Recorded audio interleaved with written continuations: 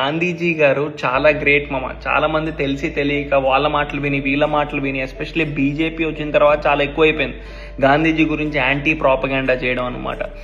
అస్సలు కరెక్ట్ కాదు. గాంధీజీ గారు ఈజ్ లెజెండ్.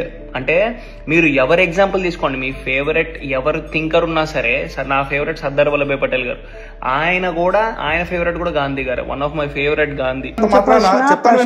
ఈ దేశంలో భారతదేశం ఎంత దౌర్భాగ్య స్థితిలో ఉందంటే, స్వామి శ్రద్ధానంద అనే వ్యక్తిని మహమ్మద్ రషీద్ అనే వ్యక్తి దారుణంగా పొడిచి చంపేస్తే ఆ వ్యక్తిని ఉరి తీయొద్దు బాబు, ఇతను మా సోదరుడే, తెలియక ఉన్మాదంలో తప్పు చేశాడు అంటూ బ్రిటిష్ వాళ్ళకి లేఖ రాసిన వ్యక్తి ఎవరో మీకు తెలుసా? అంటే అడిగింది చెప్పండి ప్లీజ్. నేను అడిగింది ఒక మాట చెప్పండి. ఎవరు రాశారో మీకు తెలుసా?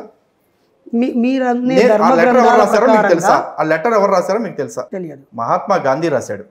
ఈ దేశంలో శాంతి దూత, ఈ దేశంలో శాంతికి చిహ్నంగా లేకపోతే మహాత్ముడిగా కొలవబడే మహాత్మా గాంధీ ఒక హిందూ సాధువుని చంపేసిన వ్యక్తికి అతన్ని ఏం చేయకండి బాబు అంటూ ఉత్తరం రాశాడు.